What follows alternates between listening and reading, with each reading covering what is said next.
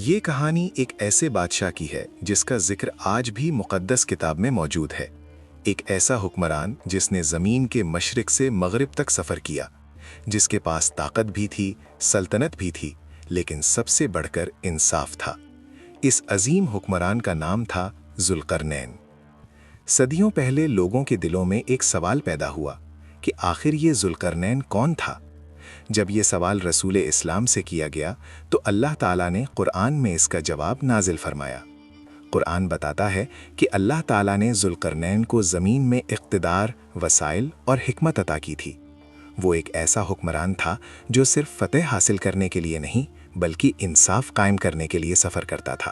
ایک دن سورج کی روشن صبح میں ذوالقرنین نے اپنے لشکر کے ساتھ ایک عظیم سفر کا آغاز کیا۔ گھوڑے تیزی سے دوڑ رہے تھے، سپاہی اس کے ساتھ تھے اور سامنے وسیع زمین پھیلی ہوئی تھی۔ وہ مسلسل سفر کرتا رہا، میدانوں سے گزرا، وادیوں سے گزرا اور پہاڑوں کے درمیان سے گزرتا ہوا آخرکار زمین کے مغربی کناروں تک پہنچ گیا۔ وہاں اس نے ایک عجیب منظر دیکھا۔ سورج آہستہ آہستہ افق کی طرف جھک رہا تھا اور اسے یوں محسوس ہوا جیسے سورج ایک سیاہ پانی کے چشمے میں غروب ہو رہا ہو۔ وہاں ایک قوم آباد تھی۔ یہ ایک اہم لمحہ تھا۔ اللہ تعالیٰ نے ذوالقرنین کو اختیار دیا کہ وہ ان لوگوں کے ساتھ جو چاہے فیصلہ کرے۔ ذوالقرنین نے کچھ لمحے سوچا اور پھر کہا، جو ظلم کرے گا ہم اسے سزا دیں گے اور پھر وہ اپنے رب کے پاس لوٹایا جائے گا، اور جو ایمان لائے گا اور نیک عمل کرے گا اس کے لیے بہترین بدلہ ہوگا۔ پہلا سفر مکمل ہونے کے بعد ذوالقرنین نے ایک اور سفر شروع کیا۔ اس بار وہ مشرق کی طرف روانہ ہوا۔ سورج کی روشن کرنیں زمین پر پھیل رہی تھیں جب اس کا لشکر لمبے سفر کے بعد ایک ایسی سرزمین تک پہنچا جہاں لوگ کھلے میدانوں میں رہتے تھے۔ ان کے پاس سورج کی تپش سے بچنے کے لیے کوئی مضبوط گھر یا سایہ نہیں تھا۔ وہ سادہ لوگ تھے۔ ذوالقرنین نے ان کے حالات دیکھے اور ان کے ساتھ بھی انصاف اور مہربانی سے پیش آیا۔ لیکن اس کی زندگی کا سب سے بڑا واقعہ ابھی باقی تھا۔ کچھ عرصے بعد وہ ایک اور سفر پر نکلا۔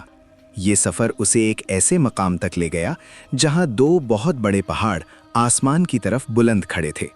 ان پہاڑوں کے درمیان ایک تنگ راستہ تھا۔ وہاں کے لوگ ایک مختلف زبان بولتے تھے اور بڑی مشکل سے اپنی بات سمجھاتے تھے۔ جب انہوں نے ذوالقرنین کو دیکھا تو ان کے چہروں پر امید نظر آئی۔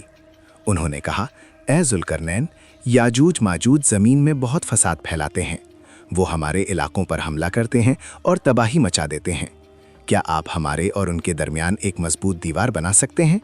ہم آپ کو اس کے بدلے بہت سا مال دیں گے۔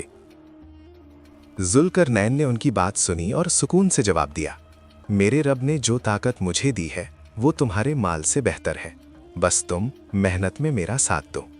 پھر ایک عظیم کام شروع ہوا۔ لوہے کے بڑے بڑے ٹکڑے جمع کیے گئے، انہیں دو پہاڑوں کے درمیان رکھا گیا۔ پھر آگ جلائی گئی یہاں تک کہ لوہا سرخ ہو گیا۔ اس کے بعد پگھلا ہوا تانبا اس پر ڈالا گیا۔ آہستہ آہستہ ایک بہت بڑی اور مضبوط دیوار تیار ہو گئی۔ یہ دیوار اتنی طاقتور تھی کہ یاجوج ماجوج نہ اس پر چڑھ سکتے تھے اور نہ اسے توڑ سکتے تھے۔ وہاں کے لوگ خوش ہو گئے کیونکہ اب وہ محفوظ تھے۔ لیکن ذوالقرنین نے اس کامیابی پر فخر نہیں کیا۔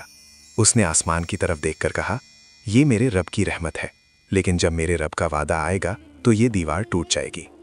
یہ الفاظ ایک عظیم حکمران کی عاجزی کو ظاہر کرتے تھے۔ صدیاں گزر گئیں، سلطنتیں ختم ہو گئیں، لیکن ذوالقرنین کی داستان آج بھی زندہ ہے۔